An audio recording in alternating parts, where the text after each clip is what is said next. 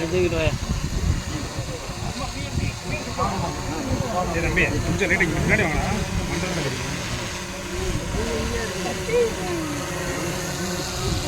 வேணுங்கடா போங்க.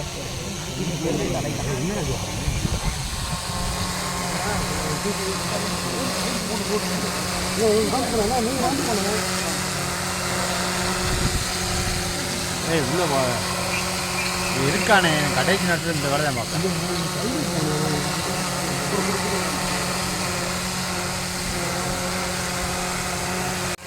ஐயா இங்கே வாங்க. ஏய் கீழே இறக்கலாம்.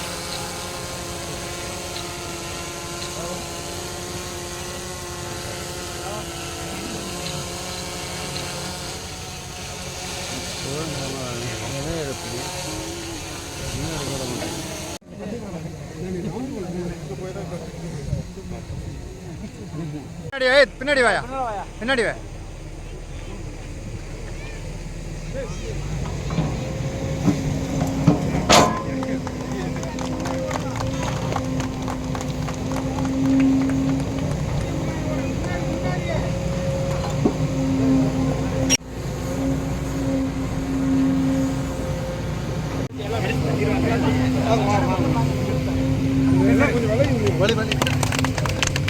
ராஜாண்ணா இல்லைண்ணே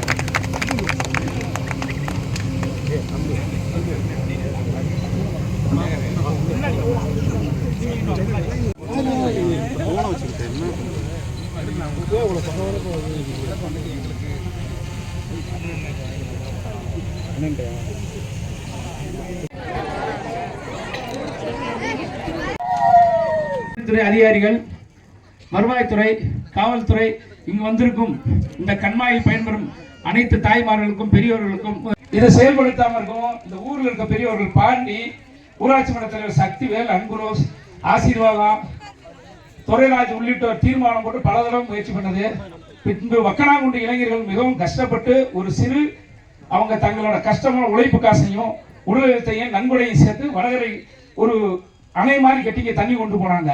சிலர் ரொம்ப கஷ்டப்பட்டாங்க பல வருஷமா. ஆனால் இவங்க போட்ட அணைனா வடகரை பிள்ளைங்க பள்ளிக்கு போகலன்னு அங்க ஒரு பாலம் கேட்டாங்க. அதனால இந்த அணை சேங்ஷன் ஆகல. அமைச்சர் உடனே பாலம் கட்டி கொடுத்தாருங்க. அதுக்கு பின்னாடி மாண்புமிகு தமிழக முதல்வர் வந்து பட்டமுதூர்ல 2 அணை அறிவிச்சாரு. அதுல ஆத்திக்குளத்துல ஒண்ணு புதுப்பட்டிக்கும் முடிவு செய்யப்பட்டது. பின்பு இங்கு ஒரு அணை செஞ்சாங்க. பணம் பத்தவில்லை. அமைச்சர் சொன்னாரு, ஏன் தொகுதி ஏன் ஊரு, நான் நிதி வச்சேன், நீங்க கேட்கறது தார ப்ரொபோசல் அனுப்புங்கன்னு சொன்னாரு. அதற்கு பின்னால் வந்த டீமும் இதை நாங்க ஏத்துக்கவே முடியாது, இதுல என்ன பலனடைய போகுதுன்னு சொல்லி கேட்டு ரிஜெக்ட் பண்ணாங்க. ஏங்க பக்கத்துல ஒரு பெரிய சிப்காட் கொண்டு வர போறேன், அங்க குடிநீர் ஆதாரம் வேணும், அதுக்காகவே வேணும்னு சொல்லிட்டு சென்னையில தனியா மீட்டிங் போட்டு இதை ஸ்பெஷலா சாங்ஷன் பண்ணாரு.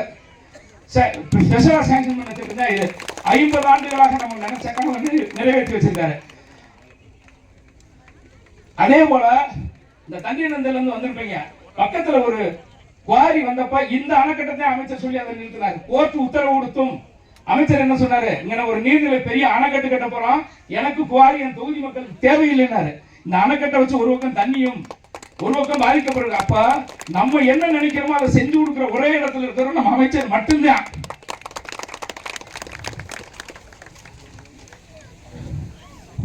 அது மட்டும் இல்ல, எங்கேயோ முல்லை பெரியார்ல பெண்ணி குயிக்கிட்டு அணையில வந்து வைகை மூலம் தென் மாவட்டத்துக்கு தண்ணி கொடுக்குற மாதிரி நம்ம வைகை அணையில இருந்து எங்க கல்வி குடிக்கும் சரி, கிருமாலுக்கும் சரி, இன்னைக்கு சென்னம்பட்டியில இலது வலது கால்வாய் எத்தனை நீர் திட்டங்களை செஞ்சிருக்கு ஒரே அமைச்சர் நம்ம அமைச்சர் மட்டும்தான்.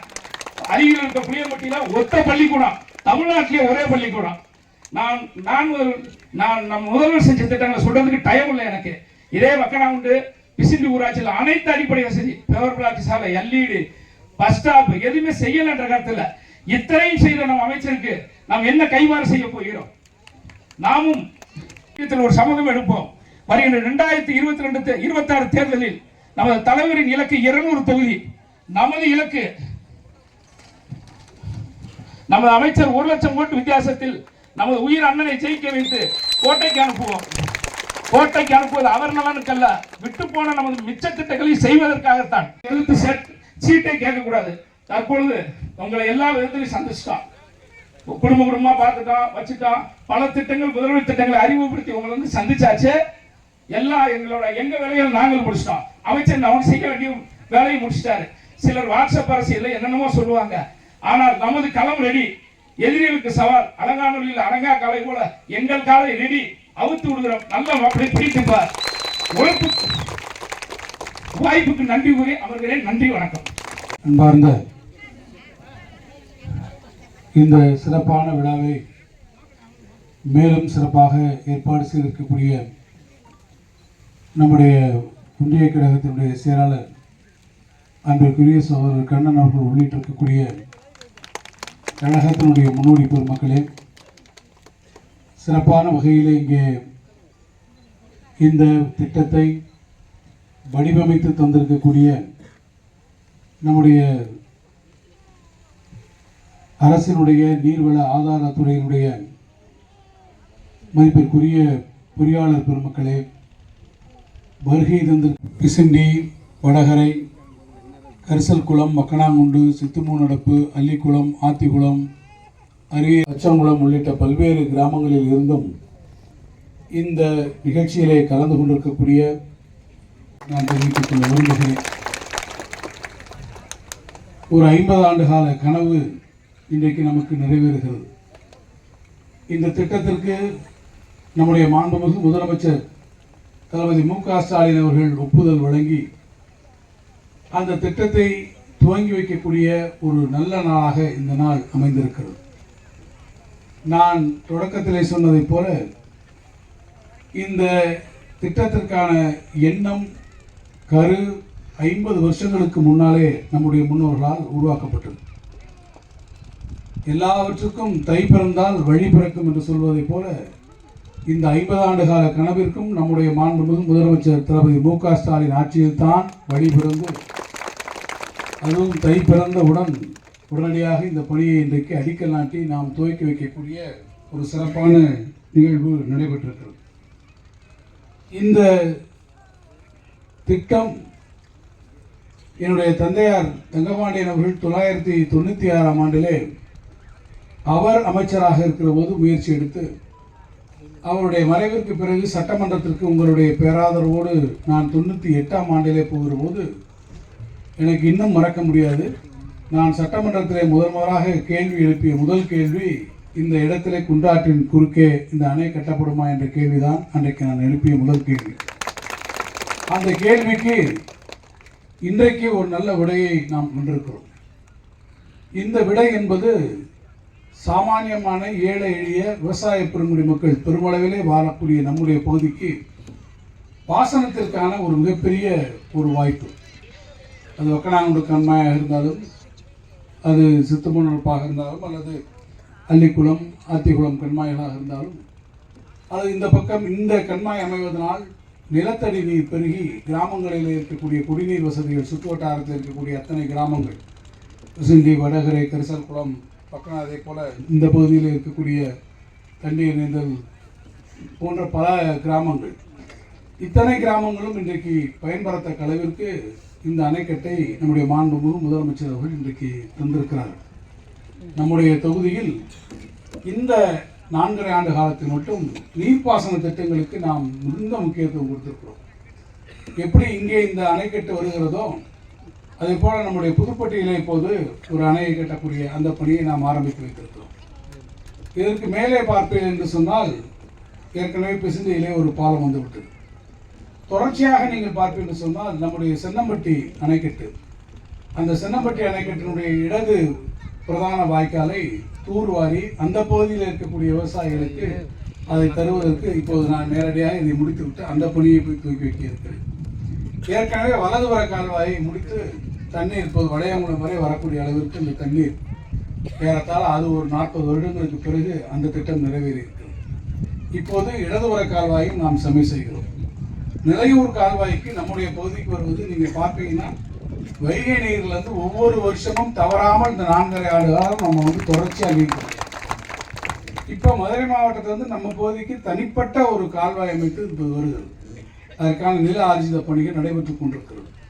கிருதுமால் ஆற்றிலே வர வேண்டியவர்களுக்கு நரிக்குடி பகுதியில் இருக்கக்கூடியவர்களுக்கு அந்த தண்ணீரை இப்போதுதான் பெற்று அவர்களுக்கு வழங்கி இருக்கிறோம்.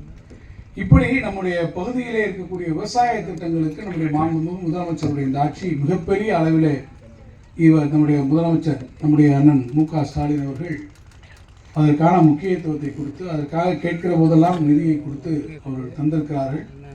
எனவே நான் உங்களிடத்தில் சொல்வது, கண்ணன் பேசுகிற போது சொன்னார், நாம் யாருக்கும் ஒரு சவால் விட்டு பேச வேண்டிய அவசியமே நமக்கு கிடையாது. நாம் நம்முடைய கடமையை செய்கிறோம்.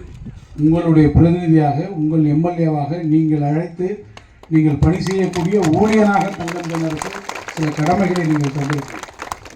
அந்த கடமைகளையும் பொறுப்பையும் நீங்கள் எனக்கு தந்திருக்கக்கூடிய வாய்ப்பை பயன்படுத்தி நான் நிறைவேற்றுவதற்கு உங்களோடு இணைந்திருக்கிறேன். இன்னும் அந்த வாய்ப்புகளை எதிர்காலத்தில் நம்முடைய முதலமைச்சர் வருகிற போது இன்னும் பெரிய அளவில் செய்வதற்கான வாய்ப்புகள் இருக்கு. எனவே தான் நான் உங்களை கேட்பேன், வரக்கூடிய இந்த சட்டப்பேரவை தேர்தலில் நீங்கள் யாருக்கு பின்னாலே அணிவகுத்து நிற்க வேண்டும் என்றால், உங்களோடு இருக்கக்கூடியவர், உங்களுக்கான திட்டங்களை வகுக்கக்கூடியவர், உங்களுடைய சமூக பொருளாதார வளர்ச்சிக்கான திட்டங்களை உருவாக்கக்கூடியவர், எதிர்கால சந்ததிக்கு தலைமுறைக்கான திட்டங்களை தரக்கூடியவர். 1000 ரூபாய் மகளிர் உரிமை தொகை தரலாம், விடியல் பயணங்கள் தரலாம், பிள்ளைகள் படிப்பதற்கு உதவித்தொகைகள் கொடுக்கலாம். இதெல்லாம் சமூகம் சார்ந்து ஒவ்வொரு குடும்பமும் செய்ய வேண்டியது.